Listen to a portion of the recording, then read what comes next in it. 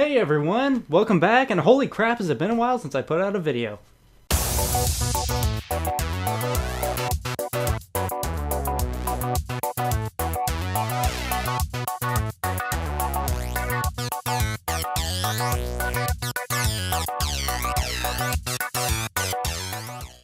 Okay, so you guys probably remember this thing. It is my Strix GTX 980 that I purchased a little while ago that I did an unboxing of for you guys. So it's been about a month and a half or something like that since I've actually put out a video. And I just want to say I'm sorry I haven't been able to do the overview and the testing and all that stuff for you guys earlier, but some stuff came up, mainly involving work and of course my personal life, but I'm not going to get into any of that. But the good news is I'm actually back and I'm actually able to do this video finally. So I've done a lot of stuff with this particular card, and oh my god, is it performing awesome. So today I'm actually going to tell you guys about the card itself, how it performs in my system, and I'm also going to tell you guys about a couple of the softwares that come with this, including NVIDIA Shadowplay. And since we're actually testing NVIDIA Shadowplay, I decided instead of just me sitting here and talking about it, I'm actually going to give you guys some actual in-game footage of The Evil Within, which I played earlier today, and oh my god, it's awesome. So, without further ado, let's just go ahead and cut to that video right about now. Alright guys, so this is some in-game footage of The Evil Within. First off, I gotta apologize for it being a little clunky. I was actually texting somebody, and I had to edit out all the times I paused the game. But with that being said, let's just go right into this. First off, I'd like to say that the rumors about the Strix GTX 980 being quiet and really powerful are actually true. This thing is actually able to keep quiet even when I'm under my overclocked setting. Even playing really graphically demanding games like, I don't know, The Evil Within, Rage, freaking any game I put in this is just cool and quiet and also just stunning, as you guys can see. But anyways, like I said before, the GPU boost clock under normal circumstances is at 1279 and the memory clock is at 7010, but I was actually able to push it a whole lot further. But even with those settings, if you guys aren't comfortable with overclocking or whatever your reasons for getting this card is, I gotta say, it looks phenomenal. I mean, I wouldn't be surprised if you just take this thing out and be able to get like 30-40 frames per second in a 4K panel just with the stock settings. But anyways, speaking of 4K panels, I actually tested out NVIDIA's DSR, or Dynamic Super Resolution, when that became available. And I gotta say, it's actually kind of cool.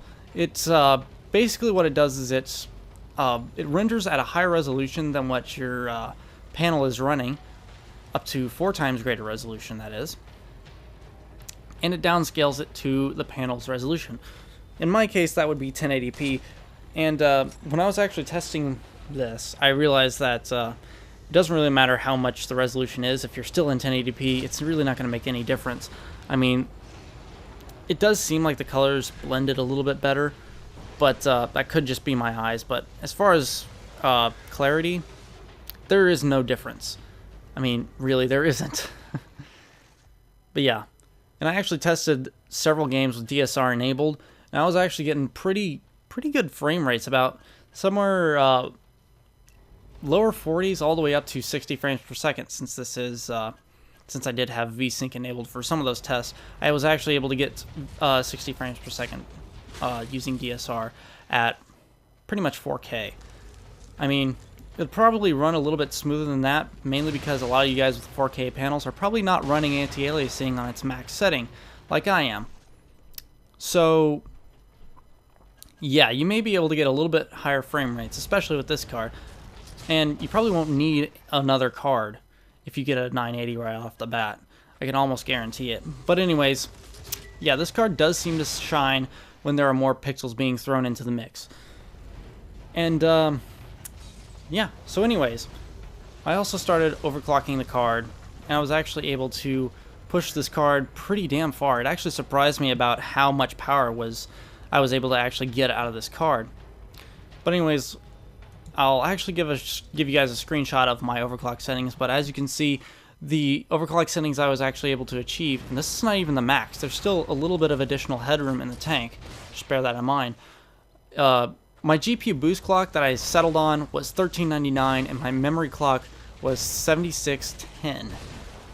That is substantial. I mean, that is huge. And when I'm actually in game, this thing doesn't even stop there. It goes all the way up to 1449 on the GPU core clock. I could probably dial back the memory because it doesn't even use the full memory amount. But yeah, with that, everything just runs super smooth, even at 4K. And how I was actually able to achieve this was I was actually running Unigine Heaven for hours on one setting, then I would bump it up, run Unigine Heaven again, and once I felt that it was stable, I would actually go into a couple games, and I would actually enable the 4K setting using the DSR, and that's how I would validate it. It's just by running games at 4K for an hour or so, and then I would call it good to go. But yeah, also, I tested out NVIDIA Shadowplay, which, as you guys can see, is just running great. I mean, here, just listen to this for a few minutes.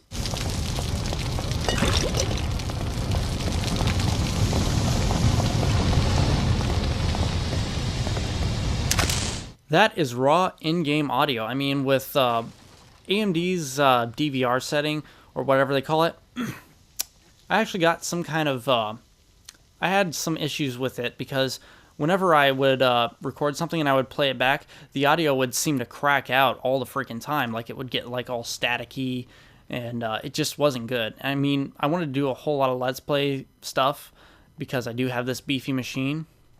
So I thought I might give you guys some Let's Play footage of just me messing around, doing whatever. But I couldn't. I mean, I had to go through a whole lot of footage, and a lot of it was just thrown out because of the audio. I mean, I just didn't want to show you guys in-game footage with going on in the background.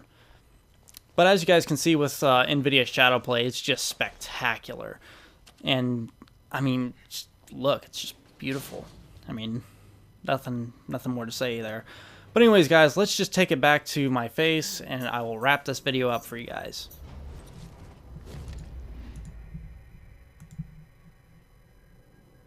So there you have it, guys. This has been the overview of the GTX 980 Strix Edition. This card is just... I'm in love.